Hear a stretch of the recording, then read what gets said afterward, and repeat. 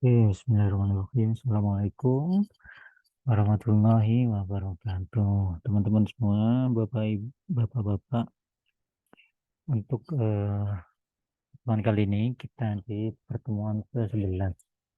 Ini sebenarnya pertemuan yang sinkronus ya, tapi karena takut nanti malam itu tidak sempat, jadi kita coba buat apa namanya? Saya coba buat video aja ya, iya, supaya enak. Oke, mungkin untuk pertemuan kali ini kita akan coba membahas sedikit terkait dengan eh, materi kita di pertemuan ke-11 ini, yaitu adalah quality function deployment. Itu ya, quality function deployment. Gitu. Mungkin tadi kalau di sini kita outline-nya itu ada sejarah, manfaat, kelemahan, kelebihan gitu itu. Tapi mungkin kalau untuk sejarah kita tidak eh, bahas di sini gitu ya. Nah, kita langsung saja di pembahasan yang intinya gitu ya. Mungkin ini ada beberapa definisi ya dari beberapa peneliti gitu ya, bahwa quality function deployment itu suatu proses mekanisme terstruktur gitu ya untuk memenuhi kebutuhan konsumen dan menerjemahkannya ke dalam kebutuhan teknis relevan di mana masing-masing area fungsional dan tingkat organisasi dapat mengerti dan bertindak. Oke, jadi ini lebih ke apa ya, mekanisme supaya lebih terstruktur. Kalau di industri kan pasti ada, Anda sudah mengenal QC, quality control dan lain-lain itu ya. Tapi ini lebih, kalau untuk QFD ini memang itu diperlukan karena ini supaya prosesnya atau mekanisme dalam suatu perusahaan tersebut itu lebih terorganisir gitu ya. Fungsi-fungsinya lebih optimal gitu dibandingkan dengan kalau tidak ada QFD. Kalau QFD ini bisa bisa jadi itu peletakan alat-alat gitu ya, peletakan alat-alat supaya dia production line-nya itu lebih efisien, itu juga termasuk juga dalam QFD juga gitu ya. Jadi orang-orangnya yang bertindak atau apa namanya eh, mahir dalam mengerjakan itu pun salah satunya adalah QFD. Ya, efisiensi dalam menjalankan mungkin dua dua line dua mesin jadi dilaksanakan oleh dua orang gitu karena sudah mungkin automation dan lain-lain, itu juga merupakan KFD juga gitu ya, dan juga mengikuti Industrial Revolution 4.0 gitu ya. Untuk yang pengertian yang lain dari Garvin dan lain-lain itu ya, itu mendefinisikan KFD adalah matriks kompleks yang menerjemahkan persepsi mutu ke dalam karakteristik produk, lalu ke dalam fabrikasi dan kebutuhan produksi gitu ya. Nah, ini untuk yang selanjutnya juga begitu. Satu-satunya sistem mutu yang bersifat komprehensif yang bertujuan secara spesifik, yaitu memaksimalkan kepuasan konsumen dengan mencari kebutuhan konsumen gitulah. Nah, ini merupakan apa namanya pengertian-pengertian dari KFD yang menurut para ahli gitu ya. Tetapi secara secara apa namanya simpelnya kita bisa simpulkan bahwa KFD ini merupakan sistem untuk penjaminan mutu juga.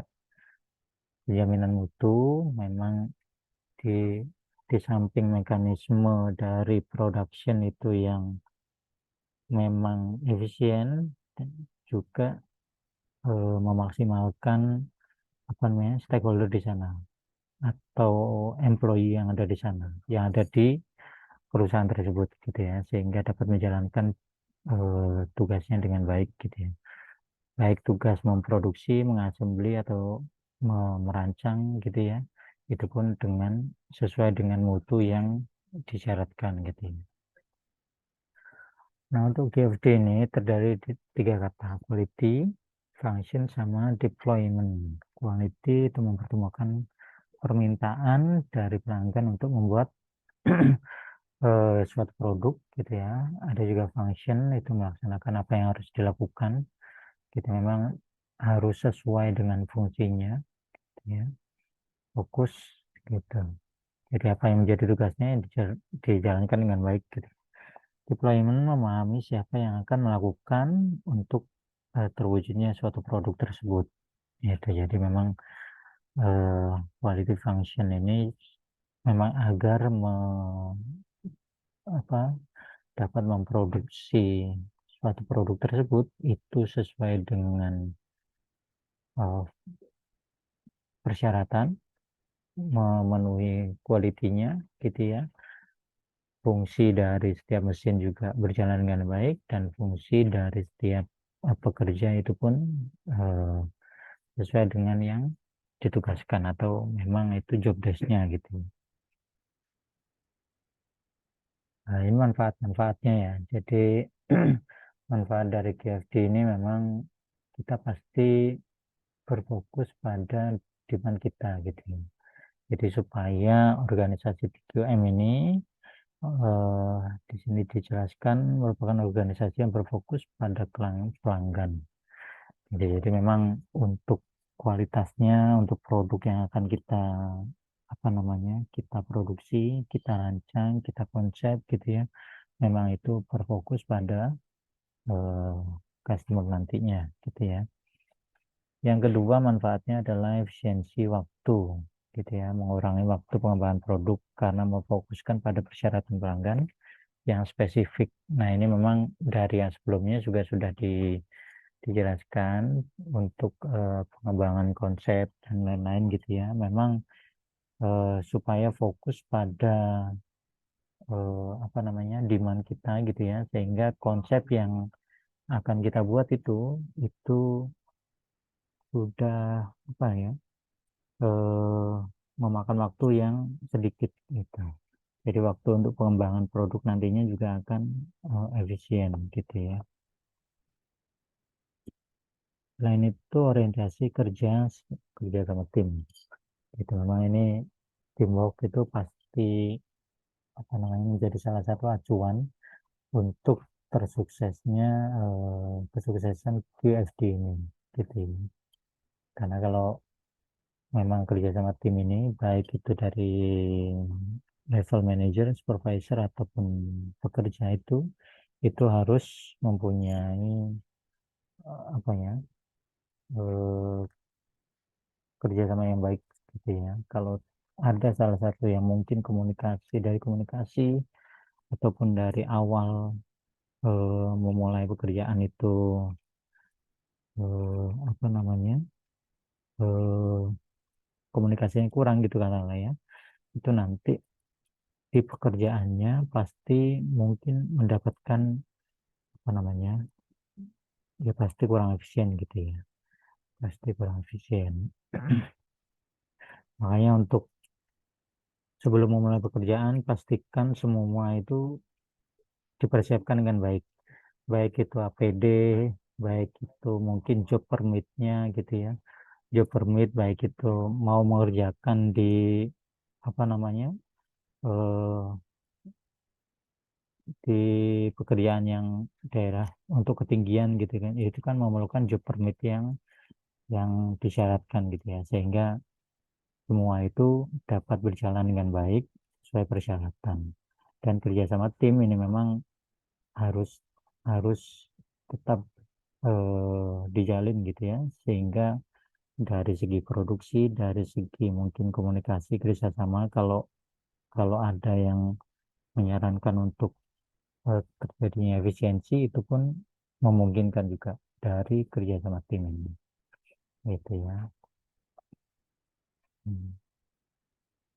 Orientasi pada dokumentasi, gitu ya, dokumen yang komprehensif mengenai semua data yang berhubungan dengan segala proses yang ada, gitu ya, dan perbandingannya dengan persyaratan pelanggan. Jadi semua pendokumentasian, baik itu nanti perancangan produknya, gitu ya, konsepnya apa, gitu ya. Jadi untuk speknya nanti spek dari produk tersebut itu memang sesuai dengan syarat-syarat.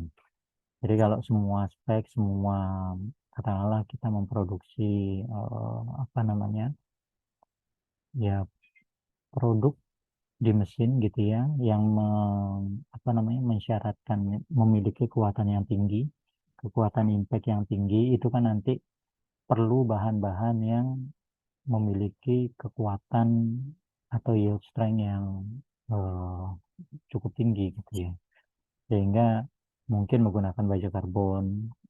Menggunakan baja karbon. Kalau menggunakan aluminium alloy kan itu terlalu lembek gitu ya. Sehingga nanti kalau jika salah pendokumentasian, maka itu yang berakibat eh, terjadi penyimpangan antara produk yang mau kita rancang, produk yang mau kita buat dengan persyaratan yang kita dapat dari eh, pelanggan gitu ya. Yang kemudian memusatkan perancangan produk dan jasa pada kebutuhan dan kepuasan konsumen, menganalisa kinerja produk perusahaan untuk memenuhi kepuasan konsumen gitu ya. Mengurangi banyaknya perubahan desain. Jadi kalau kita memang pendokumentasian baik gitu ya, jadi kerja sama tim baik gitu ya, itu kan untuk perubahan desain atau ketidaksesuaian antara desain kita dengan spesifikasi yang akan kita buat itu kan dapat diminimalisir gitu ya. Nah, tetapi memang QFD ini memiliki beberapa kelemahan-kelemahan ya. Memang eh, yang namanya eh, apalagi quality function development itu kan pasti memiliki kelemahan atau ketidakefektifan dibandingkan dengan eh, metode yang lain. Nah, salah satunya ini adalah memerlukan keahlian spesifik yang beragam, gitu ya. Yaitu input pada QFD memerlukan analisis pasar. Memang ini perlu adanya survei pasar yang benar, gitu ya, sehingga nanti untuk menentukan spesifikasi, menentukan desainnya, menentukan konsepnya juga tidak eh, apa namanya, tidak menyimpang dari analisis pasar tersebut, gitu ya. Kesulitan dalam pengisian matriks hanya merupakan alat, ya, tidak ada kejelasan kerangka pemecahan masalahnya, gitu. Jadi memang ini juga suatu alat saja, gitu. Hmm. Untuk tahapan KFD, gitu. Nah, memang ini untuk KFD ini pasti harus mendapat dukungan atau support dari seluruh stakeholdernya, gitu ya. Jika ada satu layer yang mungkin tidak memenuhi atau tidak setuju dengan CFD ini, ya CFD ini tidak akan berjalan dengan baik nantinya. Jadi ya, monitoring kualitinya, monitoring function dari alat tersebut, monitoring dari task atau pekerjaan yang dilakukan oleh employee itu juga tidak akan berjalan dengan baik kalau tidak ada dukungan dari seluruh organisasi ilmu. Gitu ya. Menentukan keuntungan yang mungkin didapat. Jadi ini memang kalau keuntungan ini yang berkaitan dengan tadi itu, memang kualitasnya bagus, tetapi ada efisiensi-efisiensi yang eh, dilakukan di sana. Mungkin dari pemilihan materialnya, pemilihan line produk productionnya, pemilihan apa namanya job desk-nya gitu ya. Job desk yang mungkin bisa dua mesin dijadikan hanya dioperasikan oleh satu orang gitu ya, karena sudah apa lebih ke otomasi gitu ya. Itu kan juga mengurangi eh, production cost, sehingga nanti keuntungan yang didapat juga dapat diperhitungkan gitu ya. Yang ketiga, memutuskan siapa konsumennya. Jadi itu sesuai dengan perancangan dan pengembangan konsep ya. Jadi kita sudah berfokus pada konsumen tersebut. Gitu ya. Menetapkan batas waktu sehingga ini tidak sesuai schedule gitu ya.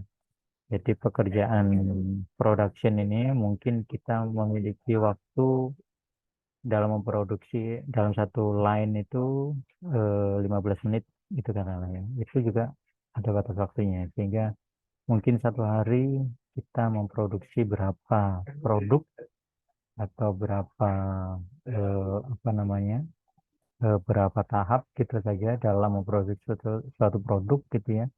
Itu kan juga ada batas waktunya sehingga untuk permintaan konsumen, untuk demand yang perlu kita penuhi kebutuhannya itu pun dapat tercapai gitu ya. Memutuskan cakupan produk ini memang cakupan ini lebih ke apa namanya hasil dari kuesioner-kuesioner yang didapatkan dari pasar sehingga speknya itu juga eh, tertentu gitu spesifik gitu ya. Karena kalau kita tidak menentukan atau menentukan spek itu berdasarkan kita saja gitu ya, sehingga spek yang mau kita buat itu tidak pasti gitu, memang tidak sesuai sasaran gitu ya. Nah, makanya memang ada cakupan produk yang spesifik ke calon pengguna dari produk kita.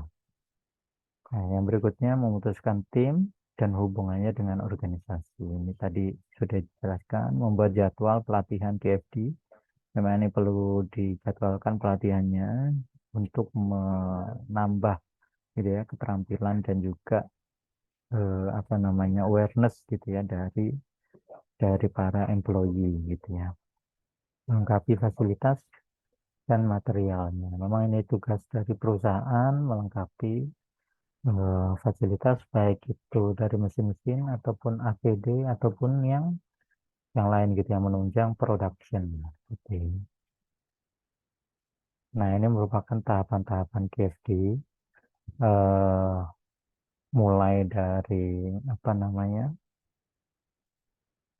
product planning gitu ya, product planning, performance measure, performance measure sama technical importance gitu ya. Jadi ini memang eh, perlu gitu ya, product planningnya perlu gitu ya, sehingga kita memang bisa menentukan technical atau spesifikasi yang diperlukan. Gitu ya. Menentukan spesifikasi yang diperlukan, menentukan desainnya, menentukan tahapan produksinya, dan tahapan nanti QC-nya bagaimana gitu. Nah, setelah itu baru kita melakukan desainnya gitu ya, desain deployment gitu. Setelah itu kita baru dalam desain ini kita terdapat di dalamnya itu menentukan karakteristik yang penting gitu ya. Memang ada karakteristik yang utama gitu ya. Itu yang memang harus mau tidak mau itu harus dipenuhi gitu ya. Kalau menganalisis suatu apa namanya mesin gitu ya, pasti yang karakteristik pertama adalah kuat, ketahanan impactnya itu dia tinggi gitu ya. Jadi supaya nanti jika ada benturan-benturan dan lain itu tidak mudah apa namanya terdeformasi gitu. Gitu. Yang selanjutnya ini adalah manufacturing planning. Nah, ini memplanning bagaimana line manufacturing ini sehingga dia lebih efisien dan efektif gitu ya. Karena ini menentukan dari production cost-nya gitu. Nah, di dalam manufacturing ini memang ada di sini ini tertulis production parameter. Jadi parameternya harus eh, tertentu gitu ya. Harus pasti gitu. Baik nanti production itu memerlukan faktor dari temperatur, faktor dari tekanan itu juga harus spesifik nanti. Dan itu tidak boleh apa namanya asal mengambil parameter gitu ya, karena itu nanti mempengaruhi tingkat reject yang akan dihasilkan gitu nantinya. Baru nanti setelah manufacturing planning baru di production planning.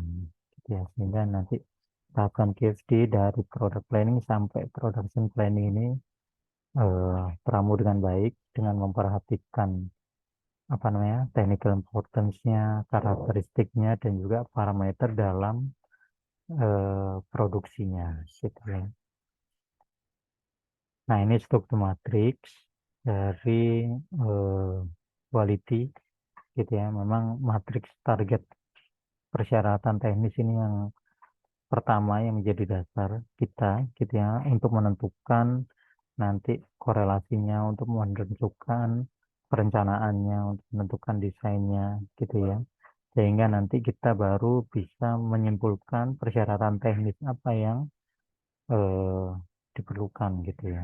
Nah, sehingga terdapat di mana korelasi antara perencanaan dengan persyaratan teknis akhir yang kita ambil gitu ya dari beberapa opsi persyaratan-persyaratan atau spesifikasi yang telah kita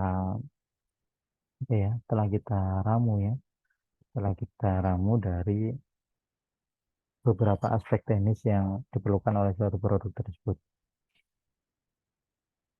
Nah, mungkin struktur matriks kurang lebih sama ya seperti yang tadi. Ada matriks target persyaratan, partnya, ada persyaratan teknisnya, ada hubungannya, dan kontribusi persyaratan teknisnya, dan juga persyaratan partnya. Gitu. Nah, ini eh, untuk strukturnya seperti ini. Nah, jadi mungkin kita bisa ambil kesimpulan bahwa untuk quality function deployment ini memang diperlukan untuk memastikan bahwa gitu ya bahwa technical aspek-aspek teknik yang diperlukan oleh suatu produk nantinya itu tidak terlewatkan.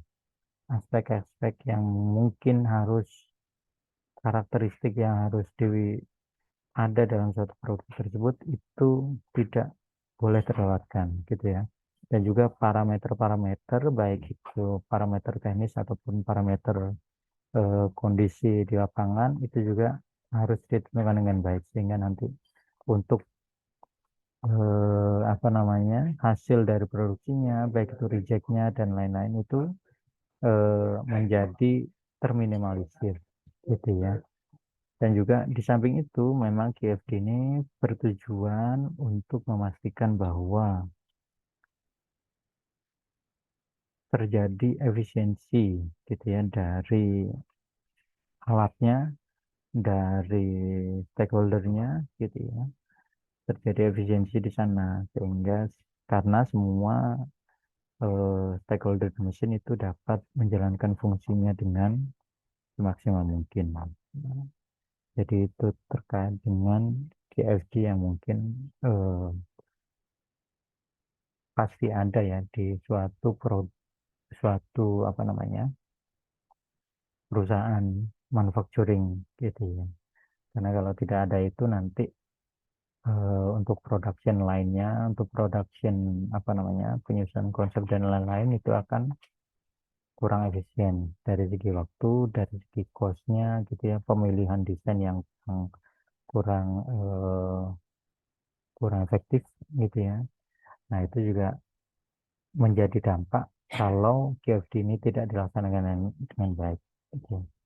Nah, mungkin itu eh, sedikit sharing ya terkait dengan QFD.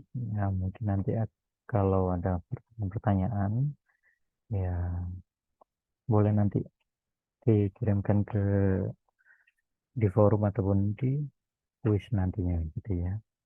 Nah, nanti untuk yang eh, tugas dua ini, tugas dua ada terkait dengan dia masih rekayasa produk, tapi untuk tugasnya nanti eh, menyusul ya. Jadi ada dokumen nanti yang akan saya upload tugasnya, diikuti saja nanti sesuai dengan arahan dan juga waktu yang diperlukan nanti. Mungkin itu saja untuk eh, sharing terkait dengan PSC hari ini, gitu ya. Kurang lebihnya saya mohon maaf. Terima kasih banyak. Assalamualaikum warahmatullahi wabarakatuh.